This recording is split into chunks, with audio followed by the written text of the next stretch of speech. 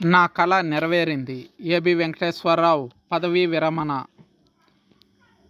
ఒకే రోజు ఉదయం డీజీగా ఏబి వెంకటేశ్వరరావు బాధ్యతల స్వీకరణ, సాయంత్రం రిటైర్మెంట్.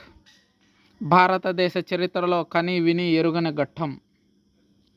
సీనియర్ పోలీస్ అధికారి ఏబి వెంకటేశ్వరరావుకు ఏపీ ప్రభుత్వం పోస్టింగ్ ఇచ్చింది. ప్రింటింగ్ స్టేషనరీ డీజీగా పదవిని అప్పగించింది.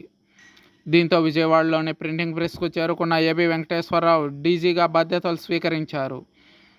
అయితే ఉద్యోగుల బాధ్యతల్లో ఈరోజే ఆయనకు చివరి రోజు కావడంతో సాయంత్రం పదవీ విరమణ చేయనున్నారు. ప్రింటింగ్ మరియు స్టేషనరీ డీజీగా బాధ్యతలు స్వీకరించిన తర్వాత ఏబి వెంకటేశ్వరరావు మీడియాతో మాట్లాడారు.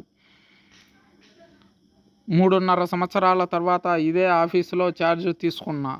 నాకు అభినందనలు తెలిపేందుకు వచ్చిన వారికి ప్రత్యేక కృతజ్ఞతలు. ఓ ప్రభుత్వం పైన, 150 మంది ఎమ్మెల్యేల పైన, ఓ ముఖ్యమంత్రి పైన, 16 మంది మంత్రుల పైన నా పోరాటానికి నాకు దక్కిన గౌరవం ఇది. నిష్కారణంగా నన్ను పదవుల నుంచి సస్పెండ్ చేసిన ఘనత ఈ ప్రభుత్వానిది. అదే ప్రభుత్వం ఈరోజు నన్ను తీసుకొచ్చి పదవిలో కూర్చోబెట్టింది. ఈరోజు నా పదవీ విరమణ రోజు కూడా కావడం నాకెంతో గర్వకారణంగా ఉంది. బహుశా దేశ చరిత్రలో ఏ ఐపీఎస్కు రానటువంటి ఘనత నా సొంతం అయింది. పోస్టింగ్ తీసుకున్న రోజు సాయంత్రమే పదవీ విరమణ చేసే అవకాశం మరెవరికి లేనట్టే చరిత్రలో.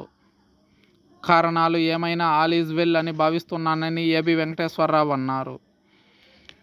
ఒక ప్రభుత్వ ఉద్యోగిగా ఉండగానే అనేక మంది ప్రజలకి సహాయ సహకారాలు అందించాను.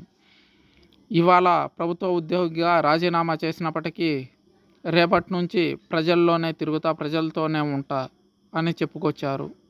దీనికి కౌంటర్గా పత్రికా విలేకరి రాజకీయ పార్టీలో చేరబోతున్నారా, లేదా జేడి లక్ష్మీనారాయణ లాగా, జయప్రకాష్ నారాయణ లాగా పార్టీ ఏమన్నా పెట్టబోతున్నారా అని ప్రశ్నించగా ఇంకా డిసైడ్ అవ్వలేదు, కానీ నా రిటైర్మెంట్ జీవితం అంతా ప్రజలతోనే అని సమాధానం ఇచ్చారు.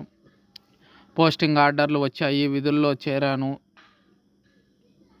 రిటైర్ అయ్యాను. ఇంతకాలం నాకు అండగా ఉండి ధైర్యం చెప్పిన మిత్రులు, శ్రేయోభిలాషులకు రుణపడి ఉంటా. నా కుటుంబ సభ్యులు, స్నేహితులకు ధన్యవాదాలు. యూనిఫామ్తో రిటైర్మెంట్ కావడం నా కల. అటువంటి కళ నెరవేరినందుకు ఆ భగవంతుడికి మనస్ఫూర్తిగా శిరస్సు వంచి వందనం చేస్తున్నా అని భావోద్వేగానికి లోనయ్యారు ఏబి వెంకటేశ్వరరావు గారు.